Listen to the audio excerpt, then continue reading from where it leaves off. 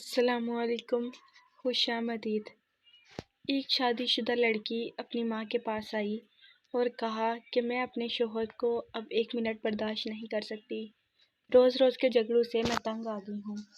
میرا دل کرتا ہے اسے مار دوں، لیکن قانون سے ڈر لگتا ہے کہ میری بھی زندگی برباد ہو جائے گی۔ ماں نے کہا، یہ کوئی ایسا مسئلہ نہیں ہے، میں تمہیں ایک زہر دیتی ہوں، یہ آہستہ آہستہ کام کرتا ہے۔ روزانہ اسے تھوڑا تھوڑا کھانے میں دینا، بس کھانا لذیذ بنانا کہ اسے شک نہ ہو۔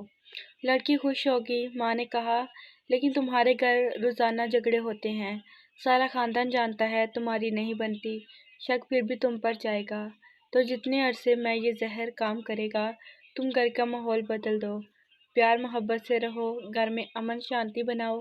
بیچارہ کچھ عرصے کا مہمان ہے، اس پر شک نہ کرو، بے جا فرمائشیں نہ کرو، خود کو بناؤ سنوار کے رکھو، میٹھی زبان استعمال کرو تاکہ نہ شوہر کو نہ اس کے خاندان کو بعد میں شک ہو کہ اس کی موت کے ذمہ دار تم ہو۔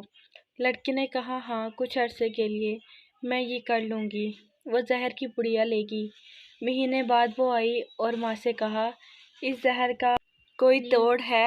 ماں نے کہا، کیوں؟